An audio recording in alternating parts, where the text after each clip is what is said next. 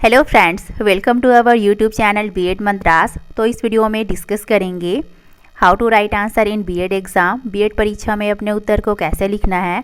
So friends, hopefully कि आप सभी अच्छे होंगे और अपनी एग्ज़ाम की प्रिपरेशन भी अच्छे से कर रहे होंगे। सो फ्रेंड्स, इस वीडियो में हम उन सारे एक एक पॉइंट्स को वाइडली डिस्कस करेंगे जो कि आपको एग्ज़ाम टाइम में प्रॉब्लम होता है। आपके माइंड में तरह तरह के क्वेश्चन आते हैं, जैसे कि हमें लॉन्ग नोट्स वाले क्वेश्चन का आंसर कितने पेजेस में देना चाहिए, हमें कौन कौन से पेन यूज़ करने चाहिए, स्केच पेन हो गया, हाइलाइटर हो गया, छोटे आंसर को बड़ा करके कैसे बताना है, एक्सेट्रा इत्यादि सभी पॉइंट पर हम इस वीडियो में वाइडली डिस्कस करेंगे। एंड चूँकि फ्रेंड्स, हमारा जो बीएड में राइटिंग पैटर्न्स होता है वो कंपेयर टू कॉलेज और स्कूल की अपेक्षा डिफरेंट होता है, तो इस पॉइंट से बीएड में जो राइटिंग पैटर्न होता है वो थोड़ा डिफरेंट होता है। तो इस वीडियो में हम बीएड से रिलेटेड राइटिंग रूल्स के बारे में डिस्कस करेंगे और वीडियो के एंड में आप लोग के लिए सरप्राइजिंग है और कुछ स्ट्रैटेजीज और टिप्स हैं जिसे वीडियो के एंड में हम डिस्कस करेंगे। तो चलिए फिर शुरू करते हैं। सो फ्रेंड्स, आप चाहे कोई भी यूनिवर्सिटी से बीएड की स्टडी कर रहे हो, आप फर्स्ट ईयर की स्टूडेंट हो चाहे सेकेंड ईयर की स्टूडेंट हो, आप सभी के लिए ये वीडियो मोस्ट इंपॉर्टेंट होने वाला है, मोस्ट यूज़फुल होने वाला है। तो आप इस वीडियो के एंड तक ज़रूर से बने रहिए। आपको डेफिनेटली इस वीडियो के थ्रू बहुत कुछ न्यू चीज़ें जानने को मिलेंगी जो कि आपके एग्ज़ाम में आपके मार्क्स को इंक्रीज़ करने में डेफिनेटली आपकी हेल्प करेगी और इसके साथ ही साथ आपके आंसर को अट्रैक्टिव बनाने में भी बहुत हेल्प करेगी। तो इस वीडियो में आगे बढ़ने से पहले ये कुछ इंपॉर्टेंट पॉइंट्स है जिसके बारे में हमें जानने और समझने बहुत ही ज़रूरी हो जाते हैं। तो इस वीडियो में हम पहले डिस्कस करेंगे क्वेश्चन टाइप के बारे में कि क्वेश्चन के नेचर को समझना बहुत ही ज़रूरी हो जाता है। इसी के अकॉर्डिंग ही हमारा आगे का नेक्स्ट स्टेप हमारा आंसर्स बनता है। तो यहाँ पर मेरे कहने का मतलब ये है कि क्वेश्चन टाइप के अंतर्गत हमें क्वेश्चन के नेचर को समझना ज़रूरी हो जाता है। तो आपके क्वेश्चन टाइप में बेसिकली 2 टाइप के क्वेश्चन होते हैं, जैसे कि एक आपका ऑब्जेक्टिव टाइप होता है कुछ यूनिवर्सिटी में। तो ऑब्जेक्टिव टाइप वाले क्वेश्चन में तो अपना ऑप्शन रहता है, उस ऑप्शन को आपको चूज़ करना रहता है, तो इसमें कोई समझने वाली बात नहीं है। अब सेकंड टाइप के क्वेश्चन में हम आ जाते हैं कि एक होता है आपका शॉर्ट नोट्स वाला क्वेश्चन, एक होता है आपका लॉन्ग नोट्स वाला क्वेश्चन। तो आपका जो शॉर्ट नोट्स वाला क्वेश्चन होता है वो आपका अप्रॉक्सीमेटली जो है 8 मार्क्स का होता है। वहीं अगर जब हम लॉन्ग नोट्स की बात करें तो इसका जो है अप्रॉक्सीमेटली 16 मार्क्स का आपका एग्ज़ाम में क्वेश्चन पूछा जाता है, पर क्वेश्चन या फिर पर यूनिट। तो इस पॉइंट से हमें ये तो समझ में आ गया कि क्वेश्चन के मेनली 2 टाइप होते हैं, एक होता है शॉर्ट नोट्स वाला, एक होता है लॉन्ग नोट्स वाला। अब हम सेकंड पॉइंट में डिस्कस करेंगे कि हमें शॉर्ट नोट्स वाले क्वेश्चन का आंसर कितने पेजेस में देने चाहिए इसके बारे में। तो मैं आपको बताना चाहूँगी कि जो शॉर्ट नोट्स होता है उसमें आपका जो है 8+8 मार्क्स का ऐसी 2 या फिर 3 टॉपिक को दिया रहता है, जो कि संक्षिप्त टिप्पणी लिखो या फिर डायरेक्ट अपना शिक्षा और दर्शन में संबंध को बताइए करके इस टाइप का क्वेश्चन पूछा जाता है। तो इस टाइप के वाले क्वेश्चन में आपका जो आंसर का पेज होना चाहिए वो आपका 4 से 5 पन्ना, मतलब कि 8 to 10 पेजेस में होने चाहिए, क्योंकि यह आपका 8 मार्क्स का होता है। जैसे कि अपने स्कूल टाइम में भी जो ऐसे वगैरह होता था वो आपका ऐसी 8 मार्क्स का होता था, बट इसमें जो क्वेश्चन पूछने का टेक्निक है वो थोड़ा सा चेंज हो जाता है ना। इसमें संक्षिप्त टिप्पणी लिखो करके अपना शॉर्ट नोट्स में पूछा जाता है। तो आई होप कि आपको यहाँ पर जो कन्फ्यूज़न था वो दूर हो गया होगा कि अपने को शॉर्ट नोट्स में 4 to 5 पन्ना में, मतलब कि एक पन्ना में अपना 2 पेज होता है, तो इस पॉइंट से 8 to 10 पेज हो जाता है, इतना पेजेस अपना सफिशिएंट होता है। अब हम लॉन्ग नोट्स की बात करें तो यह आपका अप्रॉक्सीमेटली 16 मार्क्स का होता है। तो इस टाइप के क्वेश्चन जो है विश्लेषणात्मक टाइप का होता है, इसको हमें विस्तृत रूप में बताना रहता है, तो इसके बारे में हम आगे डिस्कस करेंगे।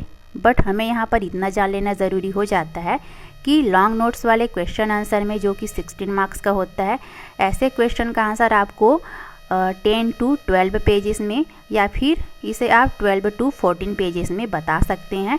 बट आपका 10 to 12 पेजेस जो है सफिशिएंट है, इतने पेजेस में लिखना बहुत ही अच्छा रहता है। इसे आपको किस प्रकार से लिखने हैं, किस प्रकार से बताने हैं, इसको मैं आपको आगे बताऊंगी। तो इस प्रकार से अब हम नेक्स्ट पॉइंट में आ जाते हैं, टाइम मैनेजमेंट, जो कि बहुत ही इंपॉर्टेंट होता है आपके बीएड एग्ज़ाम में, जिसे आप फॉलो करते हैं तभी आप मैक्सिमम मार्क्स ला सकते हैं। क्योंकि जब हम टाइम मैनेजमेंट को लेकर चलते हैं अपना पर्टिकुलर यूनिट वाइज या फिर क्वेश्चन वाइज टाइम को डिस्ट्रीब्यूट किए रहते हैं तभी हम सारे यूनिट के क्वेश्चन को कवर कर पाते हैं। अदरवाइज़ हमारे आंसर जो है छूट जाते हैं, क्योंकि हम मोस्टली बच्चों को यह कहते हुए सुनते हैं कि हमें तो इन सारे क्वेश्चन के आंसर्स आते थे बट हम अटैम्प्ट नहीं कर पाए करके। तो यह आपका टाइम मैनेजमेंट से रिलेटेड प्रॉब्लम है। तो इस प्रॉब्लम को सॉल्व करने के लिए, जैसे कि आपका एग्ज़ाम टाइमिंग रहता है वो आपका मेनली 3 आवर्स का रहता है टोटल। तो इन 3 आवर्स में से आपको 20 मिनट एक्स्ट्रा निकाल देने हैं। अब जब आप इन 3 आवर्स में से 20 मिनट को निकाल लेते हैं तो आपके पास कितना टाइम बचता है, 160 मिनट्स का। तो इन 160 मिनट को आप 5 यूनिट को अपना बराबर डिस्ट्रीब्यूट कर लीजिए, या फिर इसे आप अपना क्वेश्चन वाइज भी डिस्ट्रीब्यूट कर सकते हैं। तो इस प्रकार से अब मान लो कि आप एक क्वेश्चन को सॉल्व करने के लिए 15 to 20 मिनट का टाइम दे रहे हैं, तो आपको कोशिश ये करनी है कि आप इस टाइम तक पूरा अपने आंसर को कंप्लीट कर लें। अदरवाइज़ आपके टाइम निकल रहे हैं और आपका आंसर कंप्लीट नहीं हुआ है तो आपको उसी आंसर को लिखते नहीं बैठना है, आपको नेक्स्ट क्वेश्चन में आ जाना है और कोशिश ये करनी है कि आप एंड में जो है उन जो बचे हुए आंसर्स हैं, अधूरा है आपका, उसको आप कंप्लीट कर पाएँ। तो इस प्रकार से आपको टाइम मैनेजमेंट कर लेना है और इसका प्रैक्टिस आपको एग्ज़ाम के 1 वीक पहले ही स्टार्ट कर लेनी है। आपको अपने घर में ही अपना कम से कम एक क्वेश्चन को सॉल्व करना है रोज़ अपना, जिससे आपका लिखने का प्रैक्टिस होगा, आपका राइटिंग स्पीड इंक्रीज़ होगा। सो इस प्रकार से अब हम नेक्स्ट पॉइंट पर आ जाते हैं, answer writing for long notes. कि जो लॉन्ग नोट्स होता है 16 मार्क्स वाला, उसमें आपको कुछ अलग तरीके से अलग पैटर्न में बताना होता है अपने आंसर को। तो इस पॉइंट के अंतर्गत हम राइटिंग रूल्स को समझने की कोशिश करेंगे।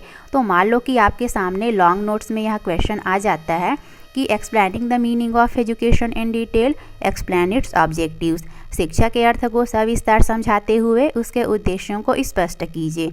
अब अपने को समझना ये है कि इस क्वेश्चन में एक्चुअल में क्या बोल रहा है, क्योंकि कई बार बच्चे जो है हड़बड़ी में गड़बड़ी कर बैठते हैं। वो क्वेश्चन में कुछ और पूछा गया रहता है और अपने आंसर में कुछ और को बताकर आ जाते हैं, जिससे उन्हें कंप्लीट टोटल मार्क्स नहीं मिल पाते हैं, उनका मार्क्स जो है कट जाता है।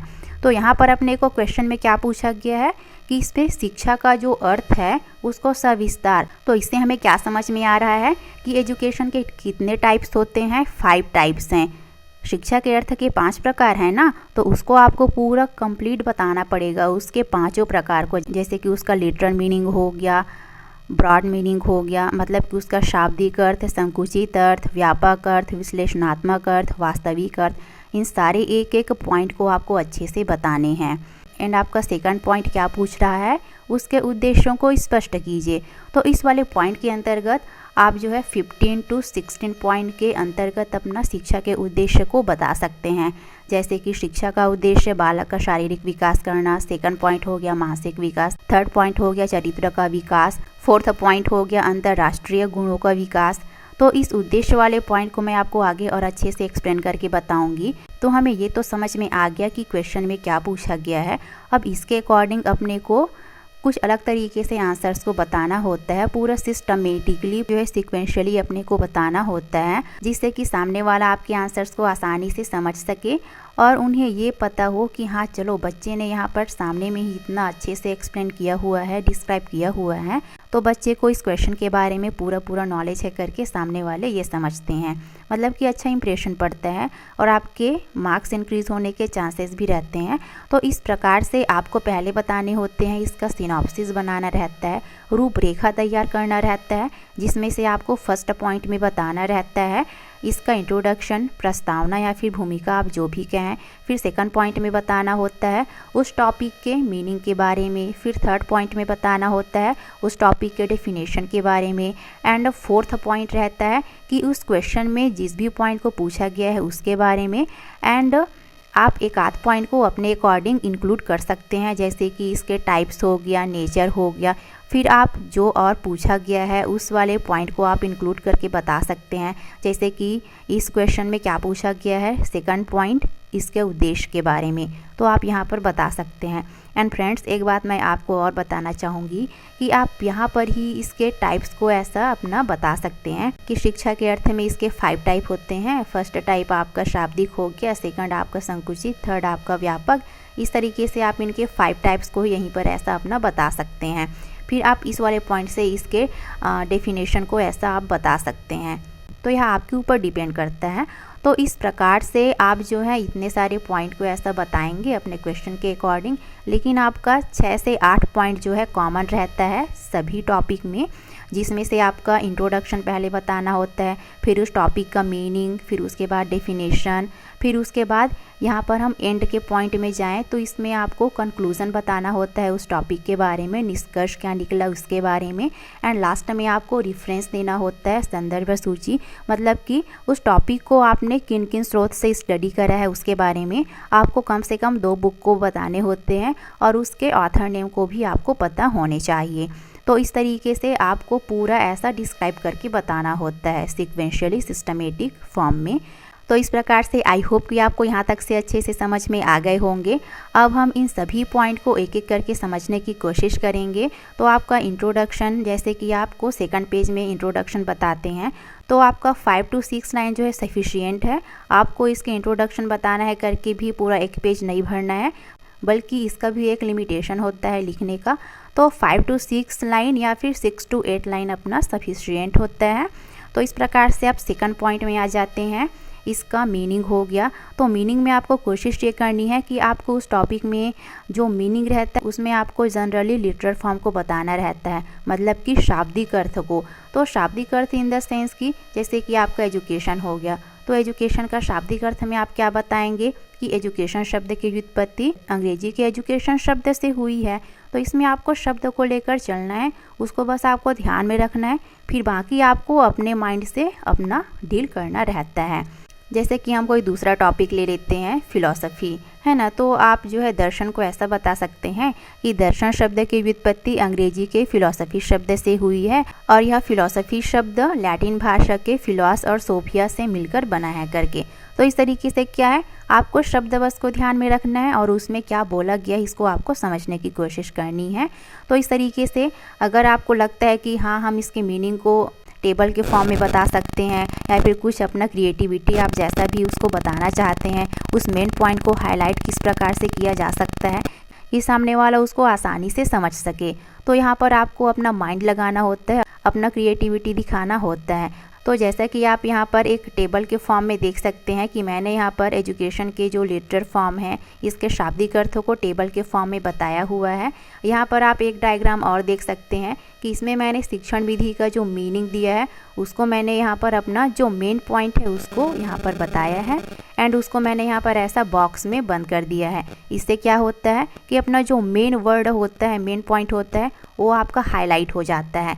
इसी तरीके से आप इस सेकंड पॉइंट को भी देख सकते हैं, इसमें मैंने बहुत ही नॉर्मल सा डायग्राम बताया हुआ है, लेकिन इससे क्या स्पष्ट है कि इसमें इसके मीनिंग के बारे में क्या बोल रहा है करके, है ना। तो इससे आपका अच्छा इंप्रेशन पड़ता है, क्योंकि एग्जामिनर के सामने आप नहीं होते हैं बल्कि आपकी कॉपीज़ होती है। आपकी कॉपीज़ ही आपको इंट्रोड्यूस करवाती है, आपके नॉलेज को इंट्रोड्यूस करवाती है। तो इसलिए यहाँ पर आपको अपना क्रिएटिविटी दिखाना होता है। तो इस प्रकार से अब हम नेक्स्ट पॉइंट में आगे बढ़ जाते हैं इसके डेफिनेशन में। तो आपको कम से कम 2 डेफिनेशन पता होने चाहिए सभी टॉपिक्स के, अगर जब अवेलेबल हो तो, क्योंकि आपका बीएड सेकेंड ईयर में कुछ टॉपिक्स में मिड डेफिनेशन को नहीं दिया है, तो इसलिए मैंने यहाँ पर ऐसा कहा। लेकिन आपके मोस्टली दोनों ईयर में, मतलब कि चारों सेमेस्टर में डेफिनेशन जो है दिया रहता है, कुछ ही टॉपिक बस को छोड़ के। तो इस प्रकार से आपको डेफिनेशन में कम से कम 2 डेफिनेशन पता होने चाहिए अच्छे से, और इधर का उधर नहीं होना चाहिए, डेफिनेशन आपको करेक्टली पता होने चाहिए। यहाँ पर आप ऐसा भी कर सकते हैं कि जो ऑथर या फिर जो भी विचारक हैं, जो भी फिलोसोफर हैं, उनके नेम को आप अपना बोल्ड कलर के पेन का यूज़ करके बताना है आपको। हो सके तो आप इसके नेम के नीचे में अपना अंडरलाइन भी कर सकते हैं एंड उन्होंने जो भी कहा है उस टॉपिक के बारे में इसको आपको बता देने हैं। लेकिन आपको ज़रूर से यहाँ पर इन्वर्टेड कॉमा का यूज़ करना है, अदरवाइज़ आपका डेफिनेशन अधूरा है, मिस्टेक हो जाएगा, आपके मार्क्स कट जाएंगे। तो इस प्रकार से अब नेक्स्ट पॉइंट में हम आ जाते हैं, एजुकेशन के टाइप्स हो गए। तो जैसा कि एजुकेशन के मीनिंग के मेनली जो है 5 टाइप्स हैं, इसको मैंने यहाँ पर बताया हुआ है। आप चाहें तो इस वाले डायग्राम का भी यूज़ कर सकते हैं, जिसे मैं अभी यहाँ पर डिस्प्ले में बता रही हूँ।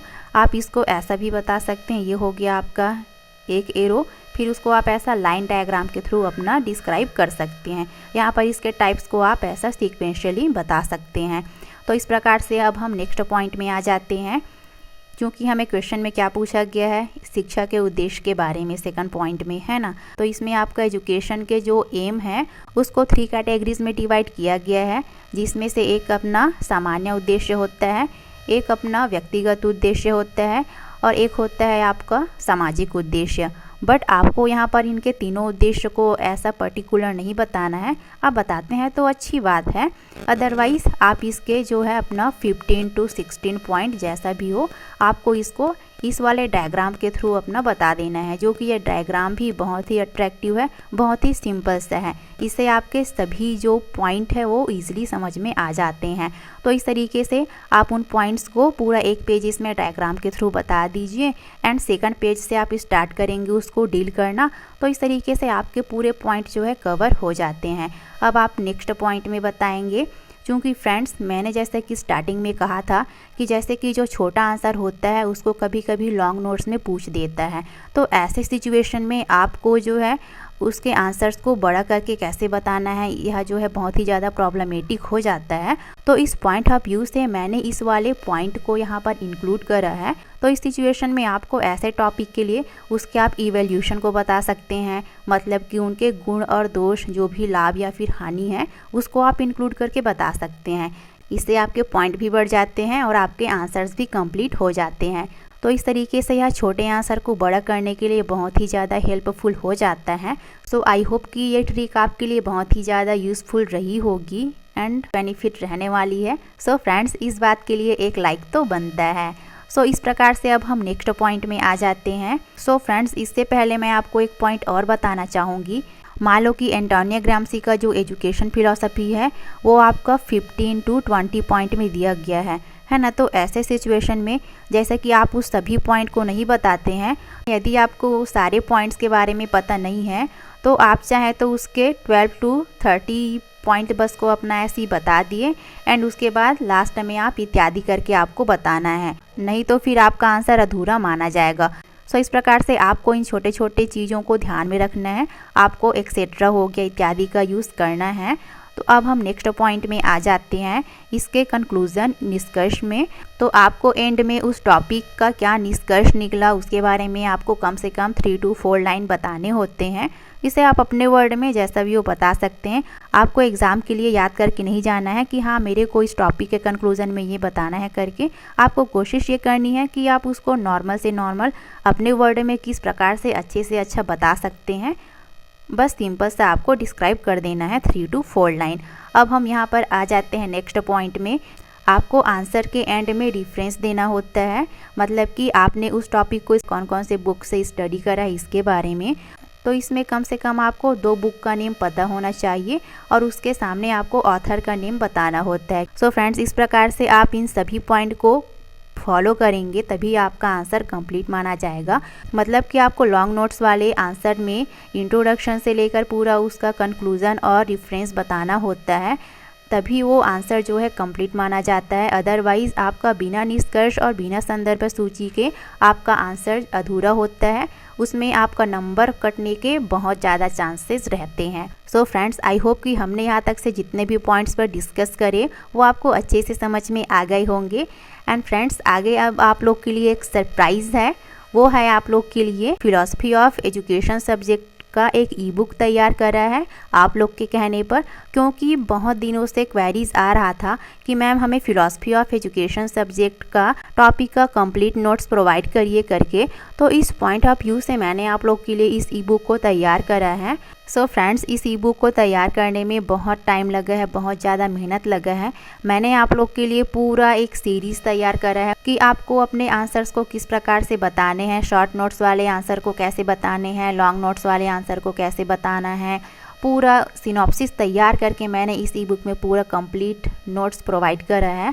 और चूंकि यह ई बुक सिर्फ आप बीएड वाले ही नहीं बल्कि इसके साथ ही साथ डीएड वालों के लिए भी बहुत ज़्यादा यूज़फुल है। और इसके साथ ही साथ आप किसी भी प्रकार का टेट एग्ज़ाम की तैयारी कर रहे हैं तो उसके लिए भी बहुत ही ज़्यादा यूज़फुल होने वाला है। चूँकि इस ई बुक में मैंने उन सारे टॉपिक को इस प्रकार से समराइज़ किया है ईजी टू ईजी वे में, बहुत सारे ग्राफिकल टूल्स का यूज़ किया है, डायग्राम का यूज़ किया है, जिससे आपकी स्टडी को और भी इंटरेस्टिंग बनाया जा सके करके, जिससे आपको उन टॉपिक्स को समझने में आसानी होगी। सो इस प्रकार से मैं आपको यहाँ पर शॉर्ट में बताना चाहूँगी कि इस ई बुक में कौन कौन से टॉपिक को कवर किया गया है उसके बारे में।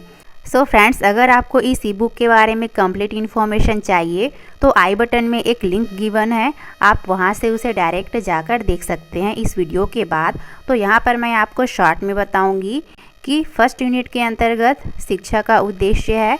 इसके अंतर्गत जितने भी यहाँ पर पॉइंट दिए गए हैं वो इसका पूरा सब टॉपिक है। इस सब टॉपिक के अंदर भी बहुत सारे पॉइंट्स हैं जिसको विस्तृत रूप से इस ई बुक में बताया गया है। तो इसमें से आपका फर्स्ट टॉपिक रहेगा एजुकेशन से रिलेटेड, उसका meaning, definition, nature, objectives, importance, उसकी आवश्यकता के बारे में आप स्टडी करेंगे। सेकंड टॉपिक में आप शिक्षा के जो उद्देश्य हैं उसको 3 कैटेगरीज में डिवाइड किया गया है, उसके बारे में आप अध्ययन करेंगे। वहीं थर्ड टॉपिक रहेगा आधुनिक भारत में शिक्षा के उद्देश्य कौन कौन से हैं, इसके बारे में आप स्टडी करेंगे। वहीं फोर्थ टॉपिक रहेगा शिक्षा दर्शन में संबंध, बट इससे पहले आपको एजुकेशन के बारे में जानना बहुत ही इम्पॉर्टेंट हो जाता है।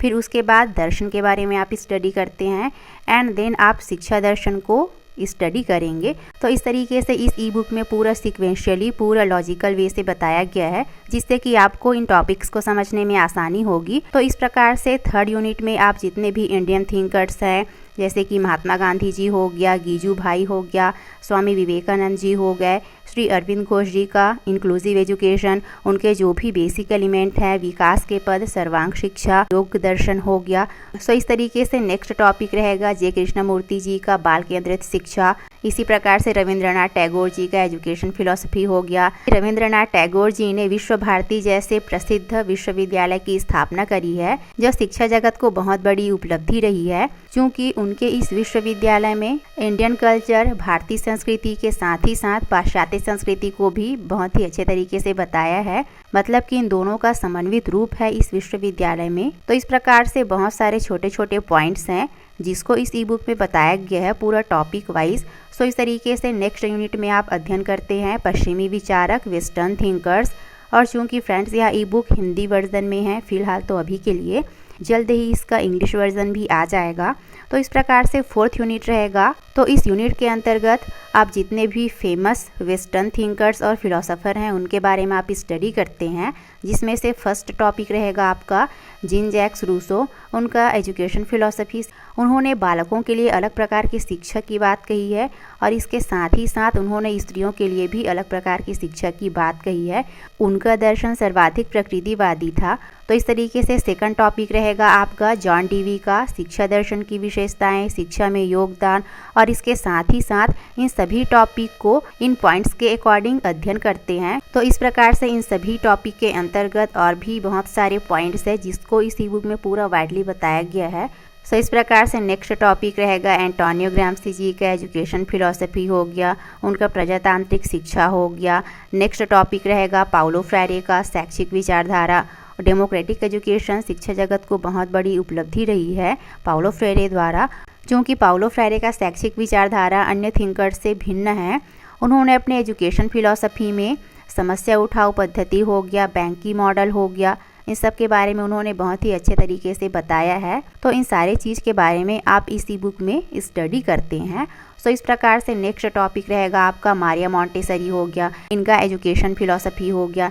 इन्होंने मॉन्टेसरी मेथड को अपने करिकुलम में इम्पोर्टेंस दिया है। इसके बारे में आप स्टडी करते हैं कि मॉन्टेसरी मेथड एक्चुअल में होता क्या है। इसी तरीके से नेक्स्ट टॉपिक रहेगा आपका फ्रेडरिक फ्रॉबेल, क्योंकि फ्रेडरिक फ्रॉबेल जो है प्रमुख आदर्शवादी विचारकों में से एक माने जाते हैं। इन्होंने अपने करिकुलम में किंडरगार्टन मेथड को यूज़ किया है। शिक्षा में इन्होंने किंडरगार्टन पद्धति को महत्वपूर्ण स्थान दिया है। तो इस प्रकार से आप इनके शैक्षिक विचारधारा के बारे में स्टडी करेंगे। इसी तरीके से आपका 5th यूनिट में रहेगा समकालीन विचारक, कंटेम्प्रेरी थिंकर्स। तो इस यूनिट के अंतर्गत ग्लोबलाइजेशन हो गया, वैश्वीकरण हो गया, भूमंडलीकरण का कॉन्सेप्ट है इत्यादि के बारे में आप स्टडी करते हैं कि भूमंडलीकरण का एजुकेशन में जो इम्पैक्ट पड़ा है, उनके कौन कौन से एडवांटेजेस हैं, डिसएडवांटेजेस हैं, इसके बारे में आप स्टडी करते हैं। नेक्स्ट टॉपिक रहेगा भारतीय एवं पाश्चात्य दार्शनिकों के सामाजिक राजनैतिक परिप्रेक्ष्य में अंतर। तो इस टॉपिक के अंतर्गत आप मेनली पूरा जो इंडियन थिंकर्स हैं और जो वेस्टर्न थिंकर्स है उनका पूरा कालखंड के अनुसार विभाजन किया गया है। तो इसमें पूरा एक एक चीज़ को बताया गया है क्योंकि यह टॉपिक बहुत ही ब्रॉड टॉपिक है। तो इस टॉपिक के अंतर्गत आप बहुत सारे पॉइंट्स को अध्ययन करेंगे। तो इसमें आपका मेनली जो है जितने भी इंडियन और वेस्टर्न थिंकर्स हैं उनके शैक्षिक विचारधारा, सामाजिक परिप्रेक्ष्य हो गया, राजनीतिक परिप्रेक्ष्य में आप तुलनात्मक अध्ययन करते हैं। सो इस प्रकार से नेक्स्ट टॉपिक रहेगा आपका शिक्षा एवं विचारों में आधुनिकीकरण, मॉडर्नाइजेशन का एजुकेशन में क्या इम्पैक्ट पड़ा है, हमारे थॉट्स में, विचारों में क्या इम्पैक्ट पड़ा है, इसके बारे में आप स्टडी करते हैं। और उससे रिलेटेड कि मॉडर्नाइजेशन से हमें क्या क्या बेनिफिट मिले हैं, कौन कौन से ड्रॉबैक हैं और भी बहुत सारे पॉइंट है, इसके बारे में आप स्टडी करेंगे।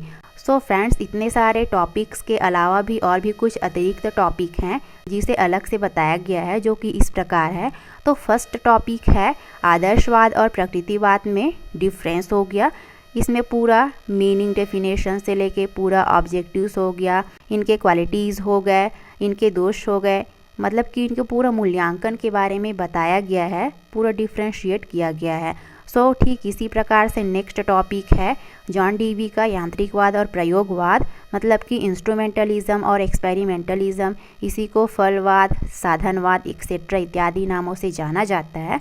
तो इसके बारे में भी इस टॉपिक में आप वाइडली स्टडी करेंगे। सो नेक्स्ट टॉपिक रहेगा आपका शिक्षा दर्शन का तत्व मीमांसा, ज्ञान मीमांसा, मूल्य मीमांसा, जो कि अपने आप में बहुत ही इंपॉर्टेंट पॉइंट्स है। सो इस प्रकार से आप इन सारे चीज़ के बारे में स्टडी करते हैं।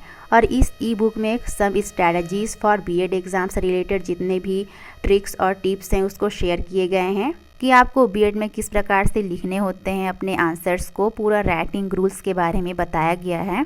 सो इस प्रकार से इस ई बुक में पूरा स्ट्रक्चराइज्ड वे से पूरा सीक्वेंशियली बताया गया है कि आपको अपने बीएड की कॉपी में आंसर्स को कैसे बताने हैं, इंट्रोडक्शन से लेकर पूरा कंक्लूजन से लेकर पूरा रेफरेंस तक को बताया गया है। हमने बहुत सर्च करके इस ई बुक को तैयार करा है जिससे कि हम आपको अच्छे से अच्छा कंटेंट प्रोवाइड कर सके करके और आपके प्रॉब्लम्स को दूर कर सके करके। सो इस प्रकार से ये जितने भी टॉपिक हैं वो आपके किसी भी प्रकार के टेट एग्ज़ाम हो उसमें यहाँ बहुत ही ज़्यादा बेनिफिशियल होने वाला है, बहुत ही ज़्यादा इम्पॉर्टेंट होता है।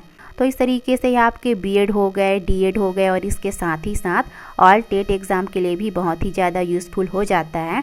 तो इस तरीके से इस ई बुक में पूरा जितना भी पॉइंट है उसको समराइज़ किया गया है, ग्राफिकल टूल के थ्रू, डायग्राम के थ्रू पूरा डिस्क्राइब किया गया है, आप देख सकते हैं स्क्रीन पर। सो फ्रेंड्स, इस प्रकार से इस ई बुक को आपको परचेज़ करने हैं तो इसका लिंक डिस्क्रिप्शन बॉक्स में गिवन है, आप उस लिंक को क्लिक करें तो आपके सामने एक पेमेंट शीट आ जाएगा। उसको आप जैसे ही फिलअप करते हैं आपका पेमेंट सक्सेसफुल हो जाता है तो आपके पास क्विकली एक ईमेल आएगा, उस ईमेल को आपको ओपन करना है, वहाँ पर डाउनलोड करके रहेगा, उस डाउनलोड को आपको क्लिक करना है। फिर जैसे ही आप क्लिक करेंगे तो आपका विदिन 15 मिनट के अंतर्गत, 15 मिनट के अंतर्गत आपके पास अपना ई बुक आ जाएगा पीडीएफ के फॉर्म में। तो इस प्रकार से अगर इस ई बुक को आप अभी परचेस करते हैं तो यह मात्र आपको 149 रुपीज़ में मिल जाएगा, जो कि आगे चलकर इसका प्राइस बढ़ जाएगा। और चूंकि अभी रिपब्लिक डे भी आने वाला है इसीलिए हमने इसका प्राइस अभी कुछ दिनों के लिए कम रखा है। सो होपफुली कि ये इन्फॉर्मेशन आप लोग के लिए हेल्पफुल रही होगी। अब हम नेक्स्ट पॉइंट पर आ जाते हैं, सम ट्रिक्स और टिप्स पर, जिसे आप फॉलो करके अपने मार्क्स को इंक्रीज़ कर सकते हैं और अपने आंसर्स को अट्रैक्टिव बना सकते हैं। तो इस तरीके से आपको कुछ पॉइंट्स को ध्यान रखने होते हैं, जो कि इस प्रकार हैं कि आपको रोज़ लिखने का प्रैक्टिस करना है, इससे आपका राइटिंग स्पीड इंक्रीज़ होगा और आप जो है सभी क्वेश्चन के आंसर्स को अटैम्प्ट कर पाएंगे। क्योंकि हमें बीएड में थोड़ा ज़्यादा लिखना पड़ता है कंपेयर टू स्कूल और कॉलेज की अपेक्षा। तो इस प्रकार से नेक्स्ट टिप्स है आप लोग के लिए कि आप प्रॉपर नोट्स बनाएं स्वयं का, और नोट्स बनाने में यह ई बुक आपकी डेफिनेटली हेल्प करेगी। सो इस तरीके से थर्ड टिप्स रहेगा आप लोग के लिए कि आपको जो है बहुत बच्चों को कन्फ्यूज़न रहता है कि हमें कौन से पेन यूज़ करने चाहिए, अलग अलग कलर के स्केच पेन का यूज़ करना चाहिए कि नहीं, हाइलाइटर का यूज़ करना चाहिए कि नहीं करके। तो मैं यहाँ पर आप लोग का कन्फ्यूज़न दूर करना चाहूँगी कि आप लोग को बहुत ज़्यादा अलग अलग टाइप के पेन यूज़ करने की ज़रूरत नहीं है। यहाँ पर आप सिर्फ 2 कलर के पेन का ही यूज़ करें, क्योंकि हम हाइलाइटर का तो यूज़ कर सकते हैं बट उसको चेंज करने में पेन हो गया, स्केच पेन हो गया, इसको चेंज करने में भी तो टाइम लगता है ना, जो कि हमारे पास उतना टाइम नहीं रहता है अपना बीएड में। तो इस तरीके से आप जो है अपना एक ब्लैक पेन हो गया, एक आपका ब्लू पेन हो गया, बस 2 कलर के पेन का यूज़ आपको करना है, जिसमें से आपको जो पॉइंट है उसको हाईलाइट करने के लिए आप ब्लैक पेन का यूज़ कर सकते हैं और नॉर्मल राइटिंग के लिए आप ब्लू कलर के पेन का यूज़ कर सकते हैं। तो इस प्रकार से आपको उतना स्केच पेन हो गया, अदर कलर के पेन हो गए, इसके यूज़ से आपको बचना चाहिए, क्योंकि यह बहुत ही ज़्यादा टाइम लेने वाला होता है। तो इस तरीके से अब नेक्स्ट पॉइंट है कि इंस्ट्रक्शंस को फॉलो करने हैं आपको, कि क्वेश्चन पेपर में जितने भी निर्देश दिए गए होते हैं एंड एग्ज़ाम हॉल में भी जितने भी इंस्ट्रक्शन दिए हुए होते हैं उसको आपको फॉलो करने चाहिए।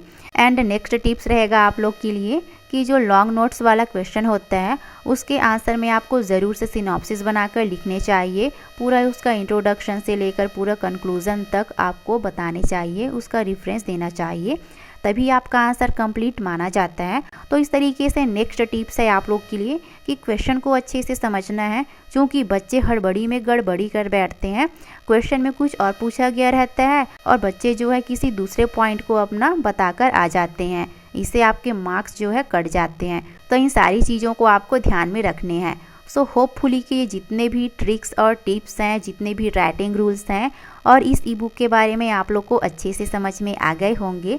सो होपफुली कि ये वीडियो आप लोग के लिए काफ़ी हेल्पफुल रही होगी। इस टॉपिक से रिलेटेड आपके कोई क्वेरीज हो तो आप मेरे को कमेंट बॉक्स में कमेंट करके पूछ सकते हैं। तो इस वीडियो को ज़रूर से लाइक कर दीजिएगा, अपने फ्रेंड्स के साथ शेयर कर दीजिएगा और चैनल को सब्सक्राइब कर लिया है तो बेल आइकन को ज़रूर से प्रेस कर लीजिए, ताकि इस चैनल पर आने वाले सभी वीडियोज़ के नोटिफिकेशन आप तक ईजिली पहुँच सके। Thanks for watching.